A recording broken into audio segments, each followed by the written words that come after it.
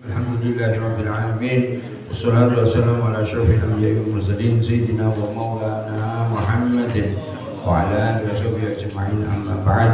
Hadirin rahimakumullah, usikum wa nafsi bi taqwallah. Qala Allah ta'ala fil Qur'anil Karim, wa man yattaqillaha yaj'al lahu makhrajan wa yarzuqhu min haitsu la yahtasib. Hadirin rahimakumullah, assalamualaikum warahmatullahi wabarakatuh.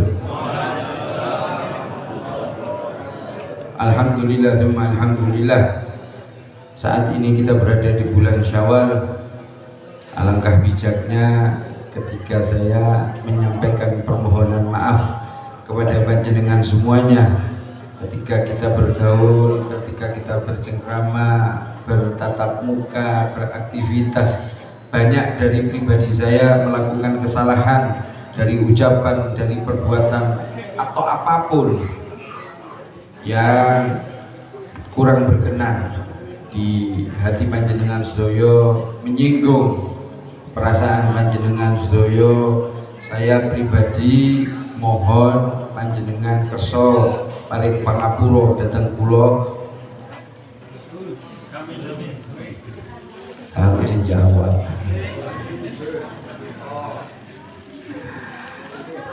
Menawi panjenengan, menawi jenengan itu menawi. Tapi lek kula pasti banyak kesalahan. Tapi kalau ketika panjenengan punya salah, seandainya jenengan punya salah sama saya, insya Allah saya membuka pintu maaf kepada panjenengan sedaya zahir dan batin. Tapi ojo gawe-gawe salahe. Mbok gawe-gawe salahe urusane beda. Nggih. Amargi ngapunten salah dhateng Allah, nglampahi kekhilafan dhateng Allah niku ngapura relatif gampil. Relatif mudah untuk mendapatkan ampunan Allah Subhanahu wa ta'ala. Insyaallah kita keluar dari majelis ini berangkat megang sandal, make sandal, pedal saking masjid niki. Kula panjenengan mboten gadhahi kesalahan dari Allah, mboten gadhahi dosa sampun di ngapura kecuali syirik lho nggih. Dari syirik lho nggih, hati. Keluar dari majelis semacam ini, majelis zikir, majelis ilmu, majelis sholawat, majelis maulid, majelis khair, majelis kebaikan. Keluar dari majelis ini kita sama Allah tidak punya dosa sudah.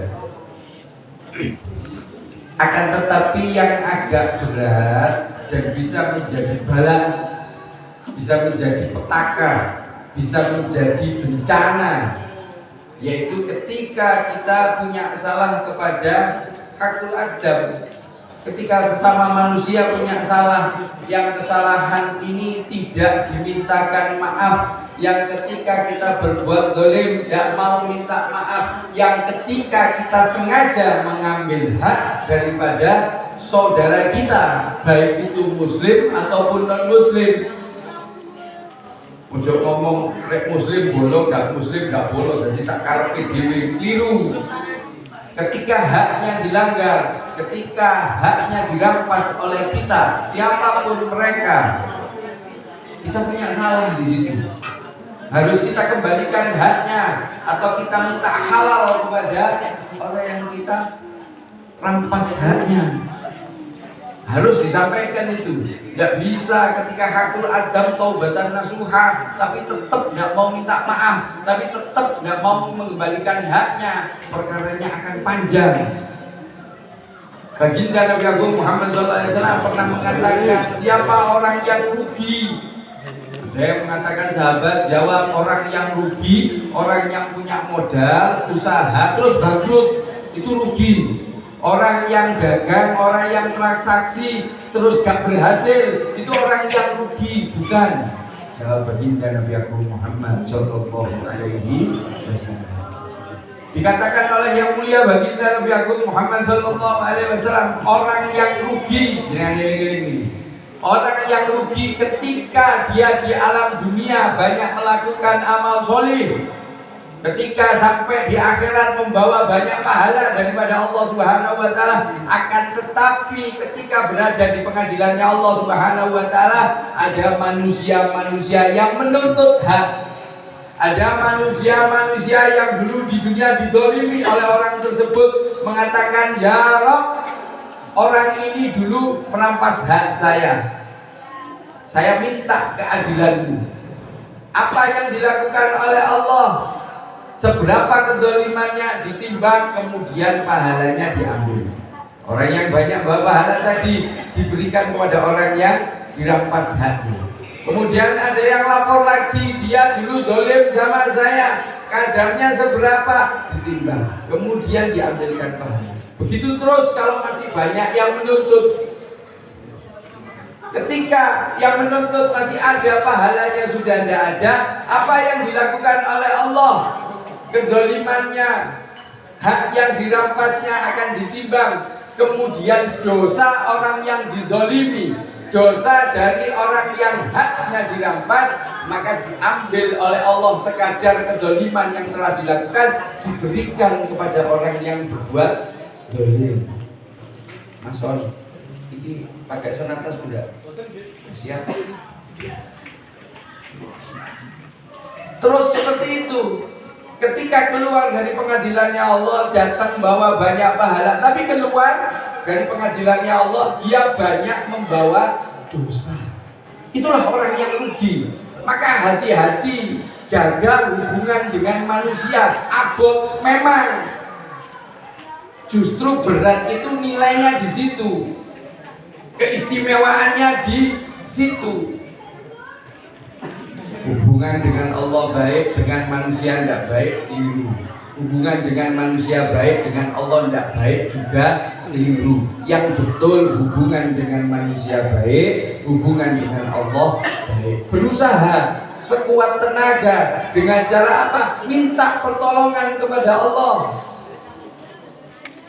Kalau punya salah, segera, jangan ditunda.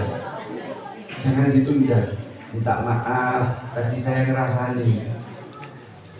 Ngerasanya apa, Beb? Pokoknya ngerasani elek. Ngapura deh. Pernah saya kemarin kedatangan tamu dari satu daerah.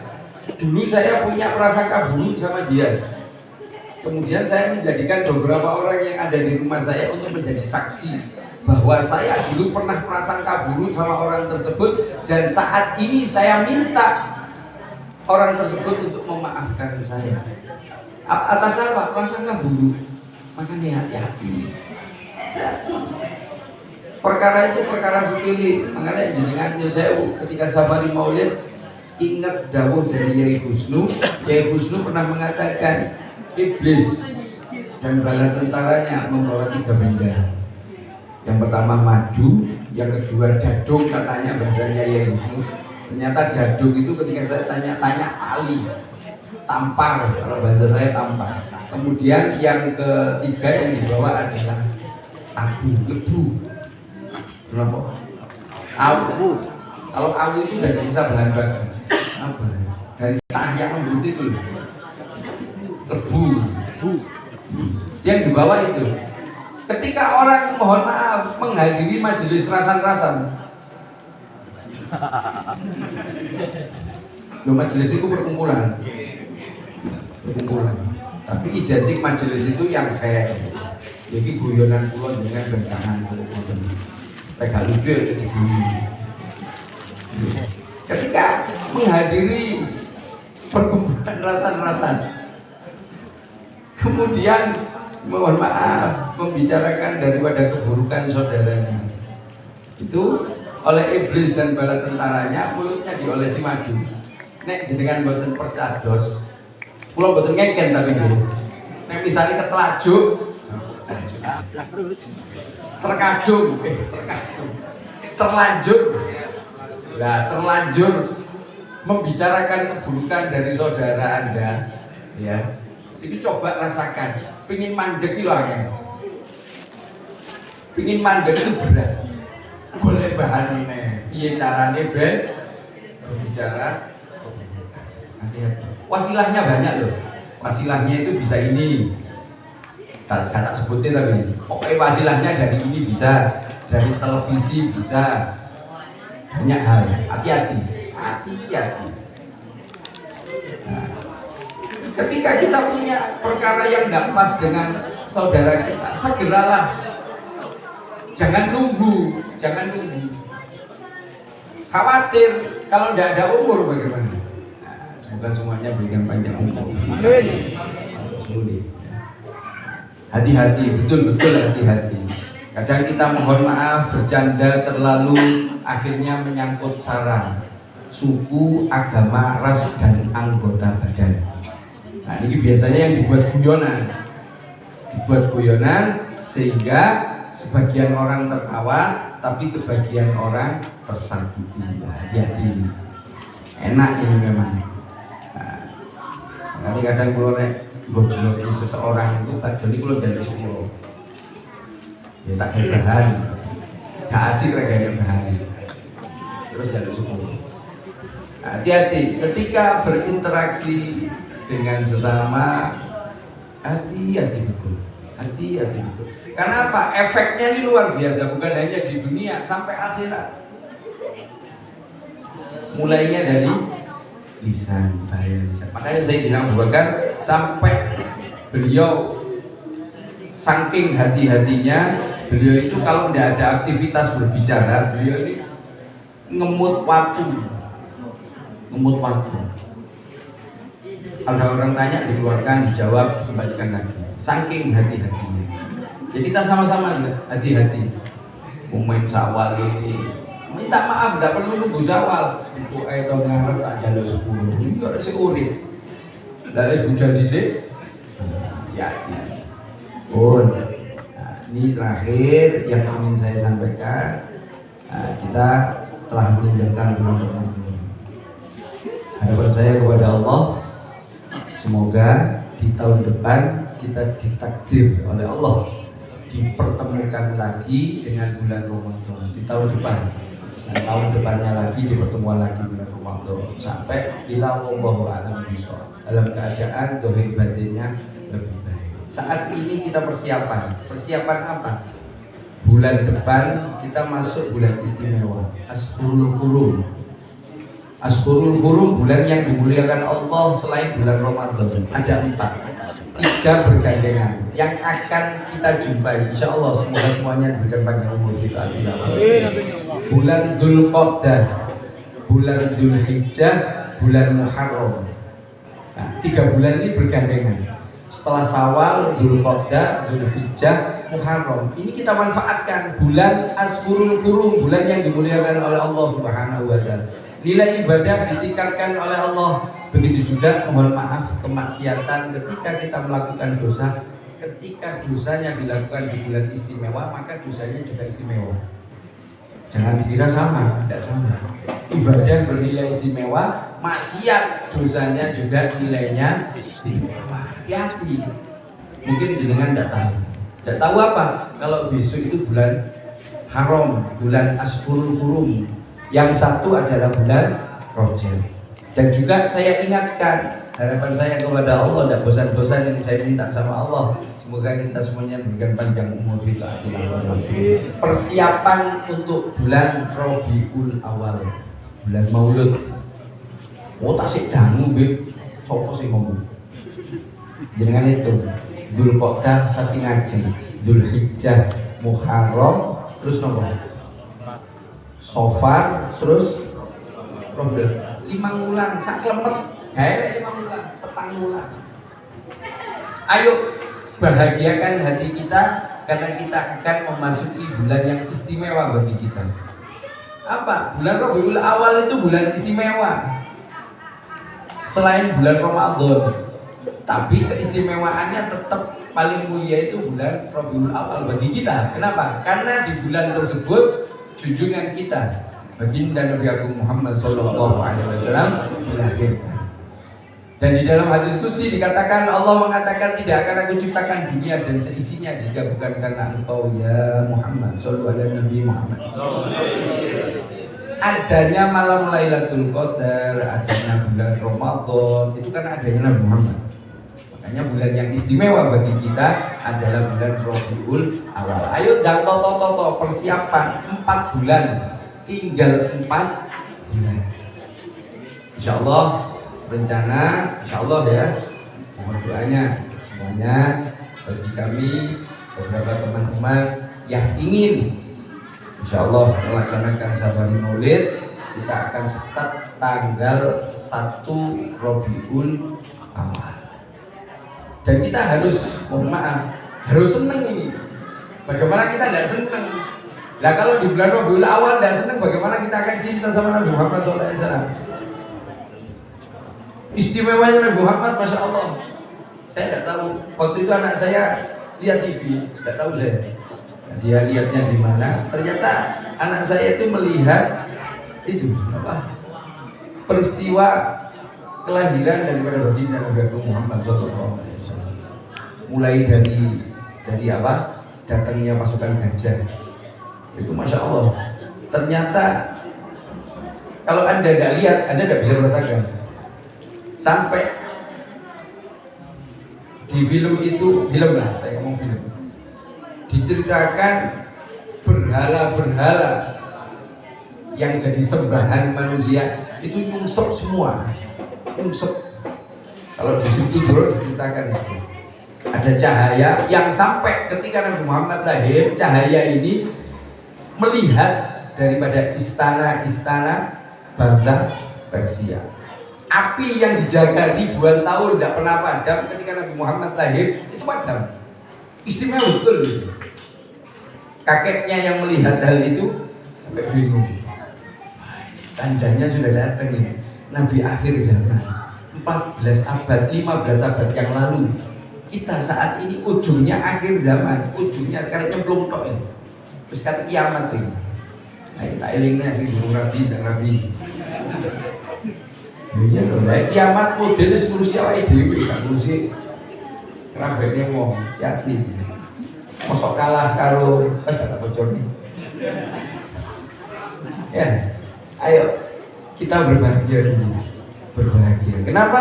Karena mohon maaf, ketika baginda Nabi Agung Muhammad SAW melihat keadaan sahabat Thauban yang badannya kurus, semakin hari semakin kurus, ditanya sama Rasulullah, kenapa itu kan kau tiap hari tak perhatikan kok tambah lama tambah kurus?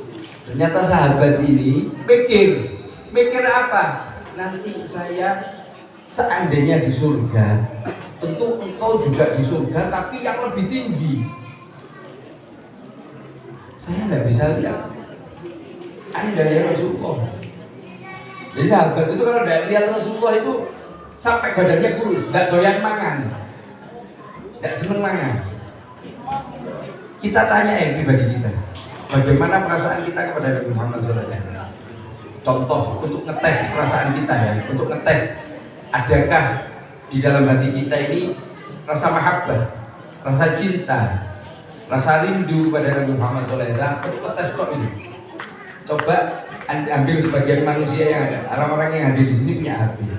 Coba Anda lihat peninggalan daripada yang mulia baginda Nabi Muhammad SAW. Ketika Anda melihat itu, bagaimana hati Anda? Kalau hati Anda standar biasa, nggak ada apa ya rasanya, nggak ada rasa di dalam hati itu, entah bergetar, entah terharu, entah rindu, entah meneteskan air mata, entah apa. Perbanyak istighfar, minta ampun. Kenapa? Karena bahaya. Sinyal tidak ada cinta di dalam hati mulai tampak itu. Melihat misal terompahnya Nabi Muhammad SAW, ketika melihat rumah dari baginda Nabi Muhammad SAW, ketika melihat jubah dari Nabi Muhammad SAW, ketika melihat imamah dari Nabi Muhammad SAW, ketika melihat pedang Nabi Muhammad SAW. Kalau tidak ada rasanya apa-apa di dalam hati, hati-hati di situ. Persiapan dalam rangka agar nanti ketika bulan Rabiul Awal Allah tanamkan cinta di dalam hati kita kepada baginda Nabi Agung Muhammad SAW. Persiapan ini banyak istighfar, banyak baca sholawat. Kenapa? Karena Nabi Muhammad ketika melihat Thauban itu, singkat cerita langsung beliau mengatakan nanti di yaumil akhir kalian akan dikumpulkan dengan orang-orang yang kalian cintai. Sahabat senang semua itu. Kenapa? Karena mereka cintanya kepada Nabi Muhammad. Mereka sudah pernah mendengar hadis, amal ini pahalanya sekian, amal ini pahalanya sekian, ini begini, ini begitu. Sudah sering. Tapi ketika mendengar ini, senangnya luar biasa. Kenapa? Karena nanti dikumpulkan bersama yang dicintai. Itu sahabat. Tapi kalau kita, siapa yang kita cintai? Artiskah? Pemain bolakah? Politikuskah? Apa? Jenengan tak ngerti niku manahe panjenengan. Maka tembun di posisi ini panjenengan sinten sing teng manahe panjenengan. Menentukan, ada korelasi, ada hubungan itu. Hanya di sini saya ajak ngetes tadi. Lihat peninggalan Nabi Muhammad. Tersentuh enggak hati kita? Terasa enggak hati kita? Sampai mohon maaf tubuh kita merespon enggak dengan hal tersebut. Ayo sama-sama minta, saling mendoakan. Semoga kita semuanya, khususnya minal muslimin wal muslimat, oleh Allah ditanamkan di dalam hati kita rasa cinta, rasa mahabbah kepada baginda Nabi Muhammad sallallahu alaihi wasallam. Harapan terbesar kita yaitu nanti kita dikumpulkan bersama baginda Nabi Muhammad sallallahu alaihi wasallam di dunia, alam barzah, padang mahsyar, semuanya sampai nanti di surganya Allah Subhanahu wa taala. Kita tidak putus dengan Nabi Muhammad sallallahu alaihi wasallam. Jangan lupakan permintaan itu kepada Allah. Jangan lupakan permintaan itu kepada Allah. Allah mengatakan ud'uni astajib lakum. Suruh minta, maka mintalah perkara yang mendatangkan kemanfaatan dunia dan akhirat. Tidak ada hal yang lebih manfaat bagi kita ketika kita punya jalinan, ketika kita punya hubungan dengan baginda Nabi Agung Muhammad sallallahu alaihi wasallam. Dan tidak ada bala bencana dunia akhirat kalau di dalam hati kita tidak punya rasa cinta kepada baginda Nabi Agung Muhammad sallallahu alaihi wasallam. Paham nggih? Paham nggih? Pun mes 11 nggih. Jadi dengan sakit kulaturaken kata kelepatan dengan kelepatan itu, insyaallah panggil malih datang majelis kami itu, insyaallah Allahumma amin. Waalaikumsalam. Assalamualaikum warahmatullahi wabarakatuh. Terima kasih.